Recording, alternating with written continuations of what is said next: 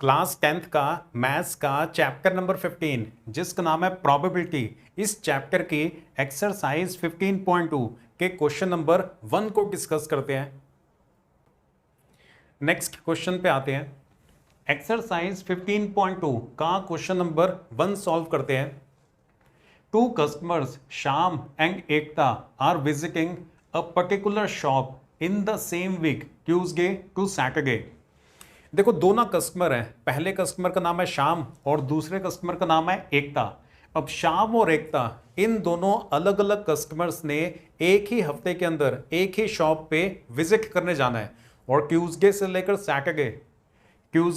Saturday तक के बीच में ये कभी भी उस शॉप के ऊपर जा सकते हैं। Each is equally likely to visit the shop on any day as on another day. इस लाइन का मतलब यह है कि शाम के उस शॉप पे जाने के जो चांसेस है ना वो हर दिन बराबर हैं। मतलब ऐसा नहीं है कि ट्यूसडे को उसके शॉप पे जाने के चांसेस ज़्यादा होंगे।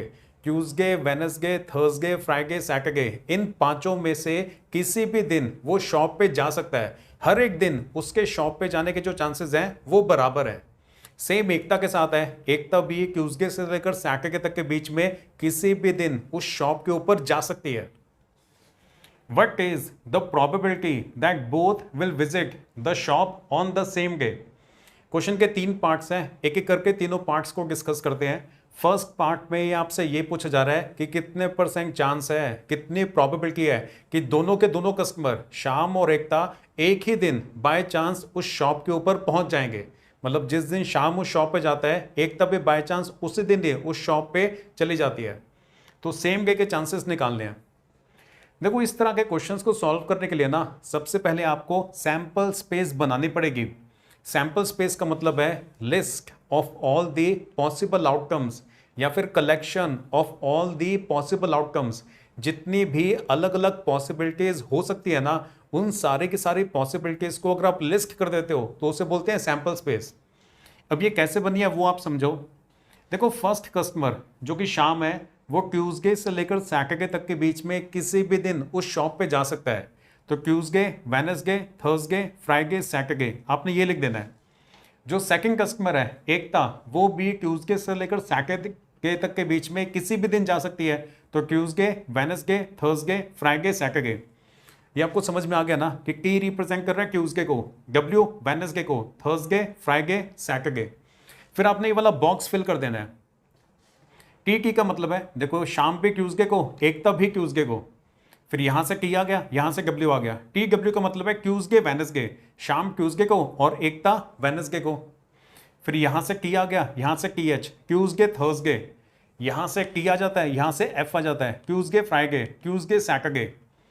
ये समझाइए यहां पे डब्ल्यू के क्यों आ रहा है। देखो इधर से डब्ल्यू और इधर से टी।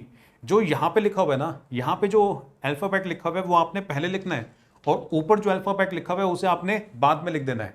जैसे यहाँ पे FTH लिखा हुआ है ना तो यहाँ से F आ गया और यहाँ से TH आ गया। ये फ्राइडे थर्सडे को रिप्रेजेंट कर रहा है कि शाम फ्राइडे को जाता है और एकता थर्सडे को जाती है।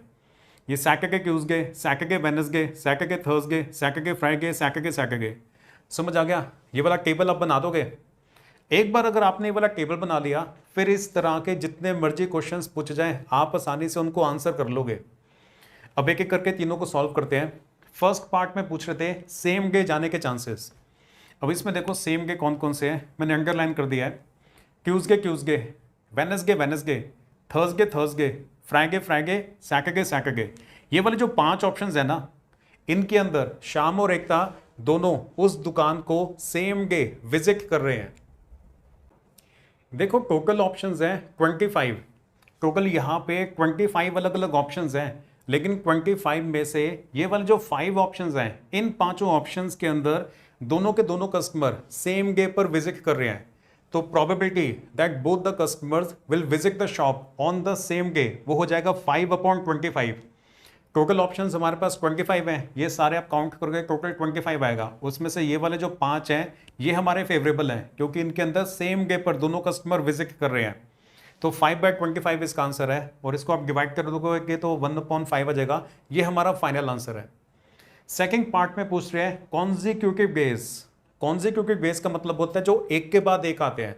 जैसे ट्यूसडे के बाद वेडनेसडे आता है ना, तो ट्यूसडे वेडनेसडे ये कॉन्जिक्यूटिव है। वेडनेसडे से पहले ट्यूसडे आता है और वेडनेसडे के बाद थर्सडे आता है। तो वेडनेसडे से पहले जो ट्यूसडे है, मतलब वेडनेसडे ट्यूसडे, ये भी कॉन्जिक्यूटिव है। और वेडनेसडे के बाद थर्सडे आता है ना, तो वेडनेसडे थर्सडे ये भी कॉन्जिक्यूटिव है। थर्सडे से पहले वेडनेसडे आता है और थर्सडे के बाद फ्राइडे आता है, तो थर्सडे वेडनेसडे इनको भी कॉन्जिक्यूटिव बोला जाएगा। और थर्सडे के बाद फ्राइडे आता है, तो थर्सडे फ्राइडे ये भी कॉन्जिक्यूटिव है। क्लियर हो गया? फ्राइडे का बताना, फ्राइडे से पहले थर्सडे आता है और फ्राइडे के बाद सैटरडे आता है, तो फ्राइडे और थर्सडे ये भी कॉन्जिक्यूटिव है और फ्राइडे और सैटरडे ये भी कॉन्जिक्यूटिव है। तो इसमें से कौन कौन से कॉन्जिक्यूटिव डेज हैं उन्हें देख लेते हैं। ये मैंने अंडरलाइन कर दिया कॉन्जिक्यूटिव डेज को। तो Tuesday Wednesday, Wednesday Tuesday, Wednesday Thursday, Thursday और वेडनेसडे, और थर्सडे और फ्राइडे। देखो थर्सडे से पहले वेडनेसडे आता है और थर्सडे के बाद फ्राइडे आता है, तो ये भी और ये भी कॉन्जिक्यूटिव है। फ्राइडे थर्सडे और फ्राइडे सैटरडे ये भी कॉन्जिक्यूटिव है, और सैटरडे फ्राइडे। ये काउंट कर लेते हैं, 1 2 3 4 5 6 7 8। तो कॉन्जिक्यूटिव डेज में 8 फेवरेबल ऑप्शंस हैं, टोटल 25 है। तो probability that both the customers will visit the shop on consecutive days वो हो जाएगा 8/25। क्लियर हो गया? कॉन्जिक्यूटिव का मतलब साथ साथ वाले जो एक के बाद एक आते हैं। उसके बाद है थर्ड पार्ट में डिफरेंट डेज। सेम डे नहीं होना चाहिए, डिफरेंट डेज होना चाहिए। ये तो आसान है।